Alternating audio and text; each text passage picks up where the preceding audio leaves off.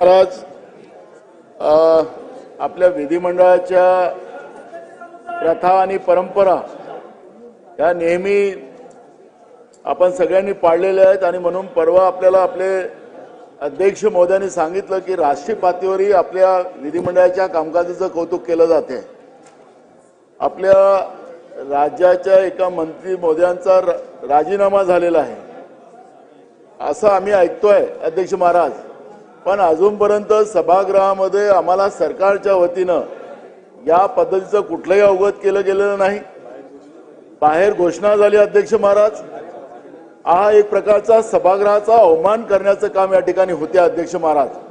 अध्यक्ष महाराज, सरकारने स्पष्ट केलं पाहिजे की मंत्री महोदयाचा धनंजय मुंडे यांचा राजीनामा झालाय का हे आम्हाला सभागृहात अवगत केलं पाहिजे, ही मागणी आमची आहे अध्यक्ष महाराज।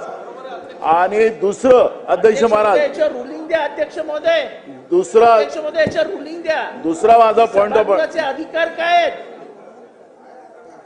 काय अधिकार आहेत? सभागृहाला माहितीच नाही काय चालू आहे। सभागृहात अशा प्रकारचं नोटिफिकेशन देण्याची पद्धत नाही, अशी प्रथा नाही। स्वतंत्र नोटिफिकेशन काढण्यात येईल। नाही, आपण पुस्तक वाचा। हो, काय सांगितलं तुम्ही त्यांना? हो, चुकीचं रेकॉर्डवर येतं ना। हे सभागृहाचा आहे सन्मान, इज्जत बेइज्जत काय नाही काय सभागृहात आपल्याला तालिकेवर बसलेले जे अधिकारी आहेत ते चुकीची माहिती देत आहेत। सभागृहाच्या मंत्रिमंडळातील सदस्यांचा राजीनामा झाला, हा बाहेर जाहीर करण्यात आला। ज्याची माहिती सभागृहात देण्याची आवश्यकता आहे ती अद्यापपर्यंत दिली नाही। आजपर्यंतच्या इतिहासामध्ये सभागृहात जाहीर झाल्यानंतर मग प्रेसला सांगण्यात येतं। स्वतः मंत्री महोदयांनी सांगितलं तर समजू शकतो, पण मुख्यमंत्री बाहेर प्रेसच्या समोर जातात आणि सांगतात की त्यांचा राजीनामा झालाय, ज्याची माहिती, आणि त्यांना आम्ही तो राजीनामा स्वीकारलाय व त्यांना पदमुक्त केलेला आहे असं जे वाक्य आहे याचा अर्थ ते इथं सांगायला पाहिजे होतं। त्यामुळे सभागृहाचा अवमान होतो आणि अवमान झाला तरी तालिकेवरचे अधिकारी तुम्हाला चुकीची माहिती देत आहेत अशी प्रथा नाही किंवा काही नाही। अध्यक्ष महोदय, चुकीचे पांडे, चुकीचे नियम, चुकीच्या व्यवस्था या सभागृहात तयार व्हायला लागल्या आहेत। मग मंत्री महोदयांचा परिचय देण्याची आवश्यकता नाही।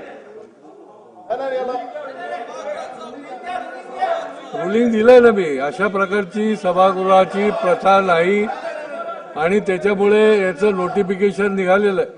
रुलिंग देतो म्हणून आपल्याला जर सभागृहाची प्रथा नाहीये तरी देखील तपासून आम्ही रुलिंग देतो। चला, आपण जे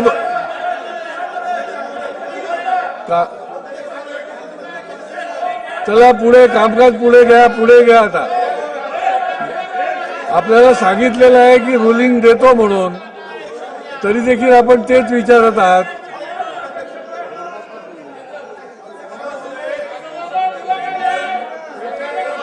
चला पुढचं घ्या।